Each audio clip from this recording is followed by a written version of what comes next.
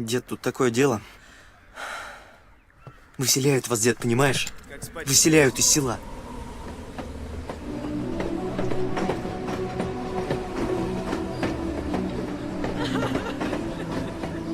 23 февраля, ровно в 5 утра, начинается депортация жителей Чечено-Ингушетии. Операция «Чечевица», проведенная Сталином 23 февраля 1944 года, вошла в историю как одна из самых страшных и жестоких страниц в судьбе ингушского и чеченского народов.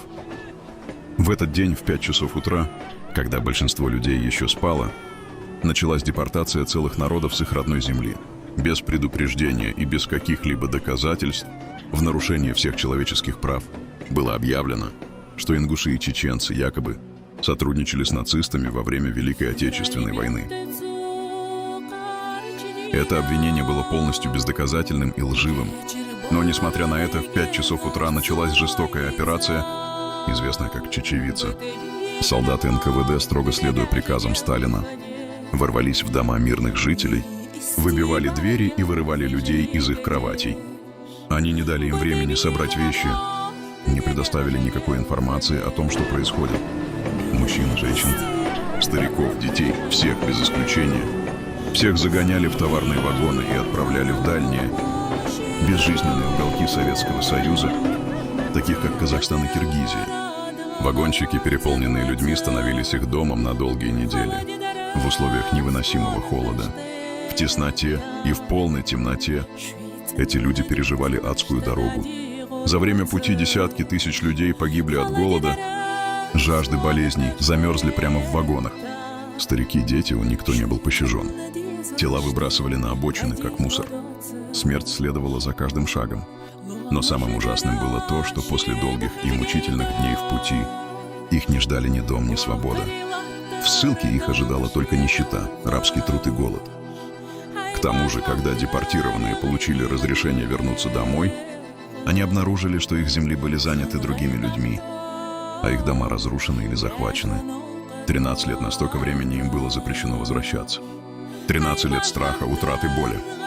И этот день, 23 февраля, стал не только символом их страха, но и символом вечной боли.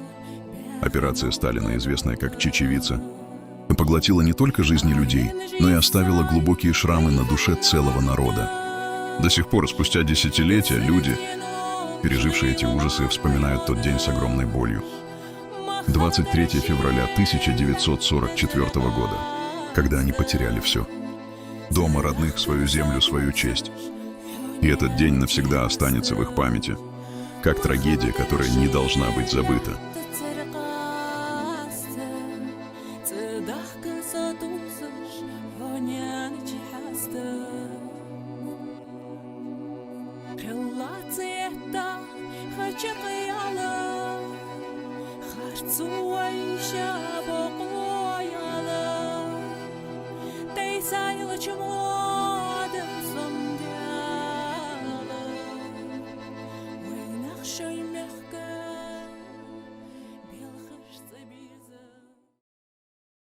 Когда мы вернемся? Тем, кто не хотел, чтобы мы вернулись. Когда мы вернемся домой всем народом, придется вам вспомнить, откуда мы родом. Придется вам вспомнить, откуда вы сами незваными здесь объявились гостями. Как станет невмочь быть послушными псами, мы милости вашей просить перестанем. Мы гордость свою вековую припомним, от скифов и тавров ведущую корни. Когда мы вернемся, а мы все вернемся, однажды в степи или в горах соберемся и весело, с музыкой справим поминки по вашим указам, по вашим дубинкам, по сказочкам вашим о дружбе народа в то время, когда нас лишали свободы, лишали отчизны, надежды и Бога, мостя из развалин мечети и дороги, по вашей удобной, сговорчивой правде, пайками оплаченной верности ради, по вашей оплеванной внуками вере, что можно народы казнить, для примера. Когда мы вернемся, поклонимся в пояс тому, кто хранит еще память и совесть, кто нашим тиранам не пел аллилуйю, как старшему руку тому поцелуем. С того, кто нас подленько травит поныне, мы маску народных ревнителей снимем, и пусть они глянут в лицо нам открыто, не прячась за власти худое корыто. Когда мы вернемся, все будет иначе, и тот, кто нас топчет, пусть с горя заплачет, как плакали наши отцы на чужбине, когда матерей своих там хоронили. И слово дадим, что вовеки не бросим, по воле своей или чужой ли, как прежде, ведь в ней наша память и наша надежда. Мы в сердце любовь к ней сквозь все проносили. Не всем этот путь оказался по силам, но даже кто падал, тот знал.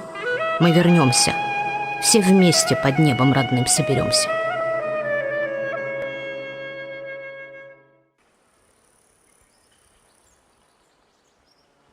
Февраля 1944 году утром рано, на рассвете, по 5 солдат проходит в каждом дому, забирает все мужиков от 14 лет.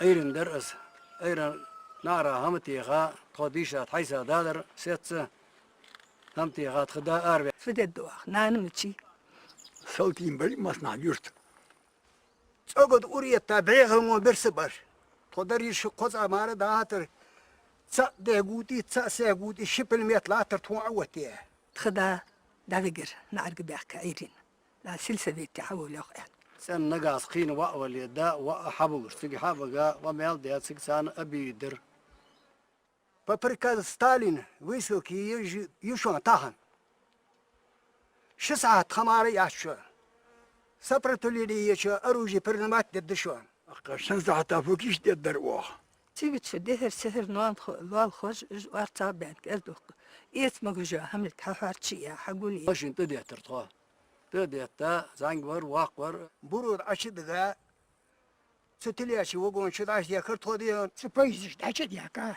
وجيش فياش دال عقل قونا الشيخ المهبر قونا الشيخ الدردر إزري إسباية شوزقية ديغاشر تغا قولا شورا البيتا ميخكا ديغارتوا Не помню, жили мы тогда в Шаройском районе Чеченской СССР. Вдруг утром солдаты выломали дверь и вывели нас из дома. Зачем? Куда и за что? Нам никто не объяснял. Непокорных женщин избивали, а мужчин и вовсе расстреливали на месте, как сейчас помню. Не жалели ни детей, ни стариков. А потом представьте товарный состав. Зима 44-го, мы в дороге. Какие там были условия, что мы ели? У меня 4 детей, сын и 3 дочерей. Сыну было 8-9 лет. Самой младшей дочери был всего 1 день. Она родилась в день выселения и в тот же день погибла. دي تساوى باصر يقدر ما ذات دال بس من دال دم خواش ولد استخوت خاشه دي كرسن دال دم خواش ولد بعد ازل بعد بيش بس ديال ديال درس